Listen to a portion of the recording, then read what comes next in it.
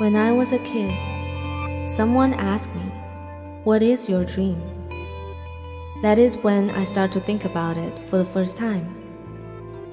From bedtime stories to cartoons to movies, the heroes are always on an important task, traveling to amazing places to meet their friends and lovers. That is how I know the best stories come from traveling. Therefore, it became my dream. There are so many things I haven't seen, so many places I haven't been to in this world. Even a lifetime may not be enough. I need to travel forever. But how? We are used to the lifestyle that we earn money from a job and spend it to live. How am I going to live a life traveling around the world with no money, no plan, no experience? But deep down, I know these are just excuses.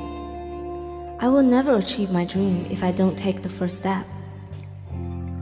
So I decide to believe in myself and make it happen. I'm going to figure out how to travel forever.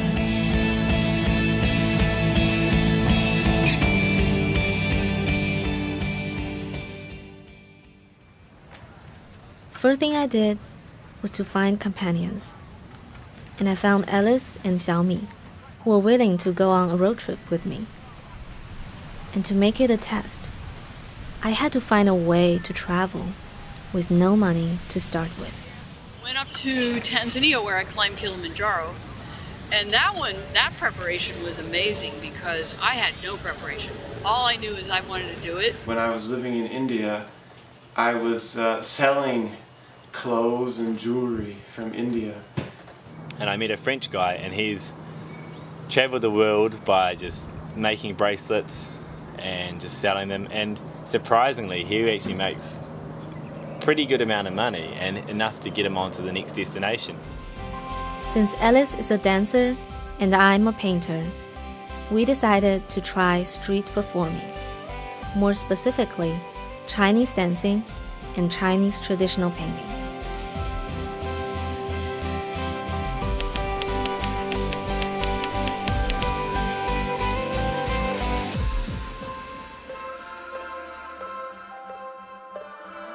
We're getting ready to sit up now.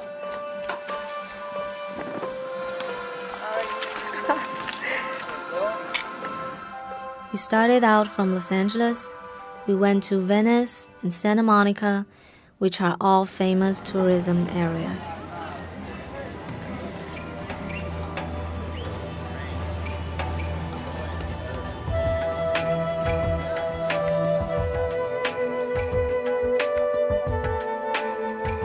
I sold hand-painted Chinese fans and umbrellas. And sometimes, people came for Chinese names and portraits too.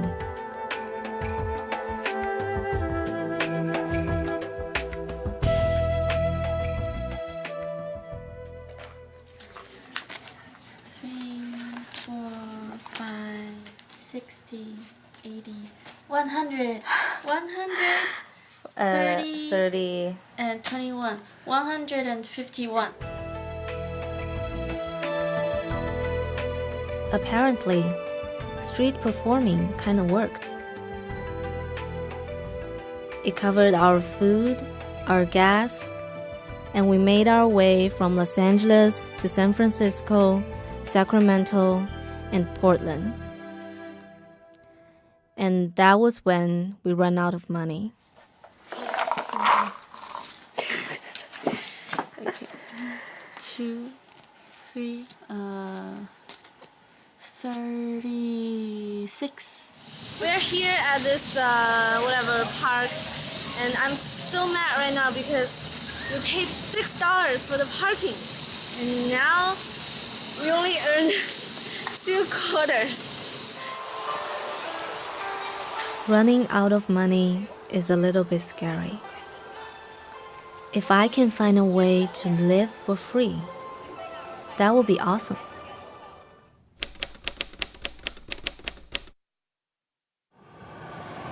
So what are you doing? I'm couch surfing, see if there's anyone will accept us in Seattle, so we won't have to pay for a motel. It's like they offer you a couch or a bed or anything that you can sleep for free. In someone's home? Yeah. The best experiences I've ever had travelling have always been with local people. So with websites like Couchsurfing or Airbnb, they offer access automatically to meeting local people, and you will have a completely different experience than what you would do if you go stay in a hotel, stay in a hostel, and you just get it immersed in the culture so much faster. Well, I was getting really active on Couchsurfing, and I looked up on the local groups, and in the LA group there was a posting for teaching English in Moscow. And the whole deal was that you could teach from 7 to 10 at night. You have given a place to stay, food to eat. So we managed to find several hosts along the way, and that saved us a lot of money.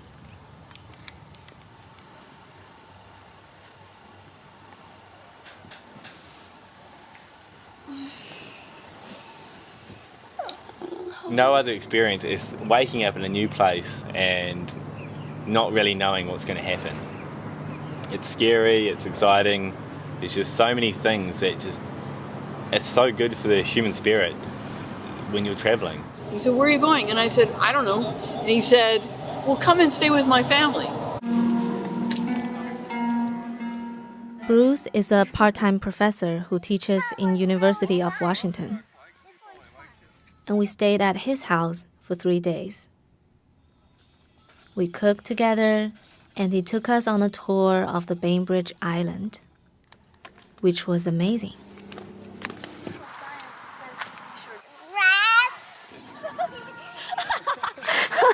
And the other thing I've just started doing is Warm Showers, which is a bicycle website for people who travel on bikes, and Couchsurfing, which when I went to Spain and Portugal earlier this year, I stayed with 4 different sets of people that I met. So actually, she gave me her bed, and she slept on the couch because she did work at night. So I slept in her bed for a month.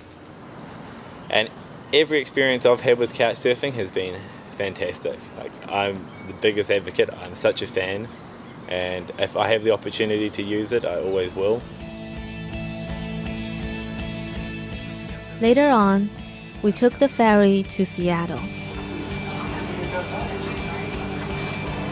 hope you have enjoyed sailing with us today aboard the Washington. It was a 20-minute trip on a huge cruise ship, where you can see the most beautiful view of Seattle City.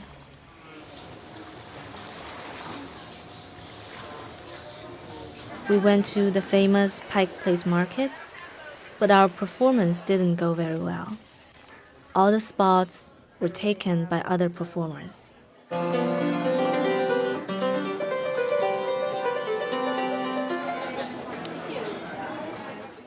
Luckily, we visited my cousin who lives there, and she introduced us to some freelance work from the internet.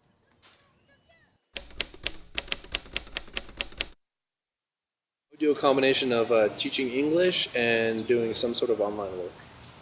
Online work? Yeah, any work that you can connect online and do work there. Who are professional poker players and they play poker online, and that supported them very well. Web design, and they had a fantastic job to do, and so they're still earning money back home, but living in countries where it's double the value or triple, or however the exchange rate's working at the time.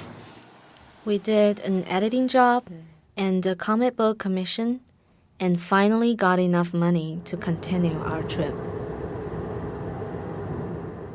On our way back home, we decided to go to the Crater Lake National Park, but we got there too late. Now we are kind of lost, and the gas is like not enough for us to get out of this place. So we try to find a gas station or a lodging or something to eat because we're out of food as well. So so we just drive, and then we finally found some place, but their gas station is closed. It's illegal to feel to feel by yourself in Oregon. So you have to come to this camping ground without being registered. We are hungry, and there's not a lot. Goddamn hungry. So our plan was to sleep in our car, get up super early in the morning, sneak out the campground, get some gas in the village, and then drive off to Crater Lake.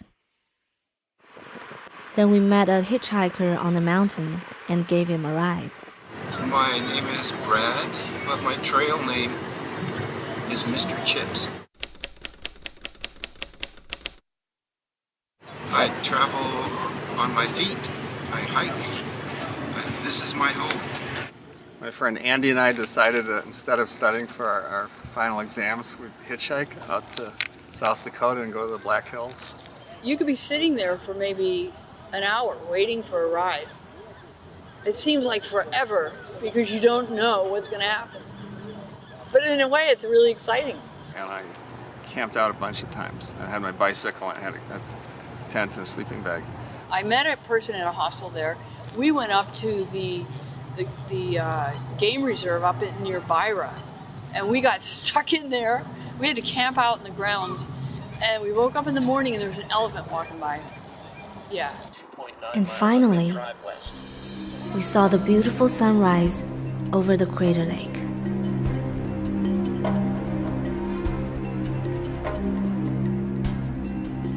At that moment, we forgot about everything else. And all of a sudden, I was sitting there, and I just felt all these particles. It was like an understanding of becoming one with wherever I was, you know, without any fear or anything. Just, it was beautiful. Life is, you get one opportunity and you get one chance. You need to make the most of it. If I always follow my heart and I believe in my dreams, then my dreams will come true. I realized that I found what I've been looking for. I've learned so many things about traveling. It's time for me to take it to the next level. So I bought a ticket and I kept on going. Going on the journey to different countries, different cultures around the world.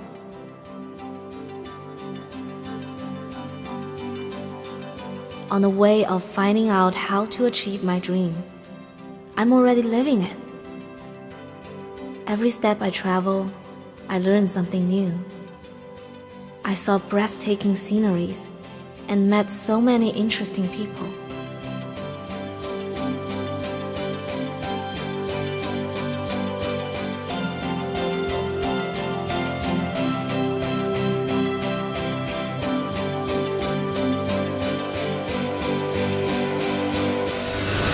There's just some magic about traveling that can open your mind and set you free.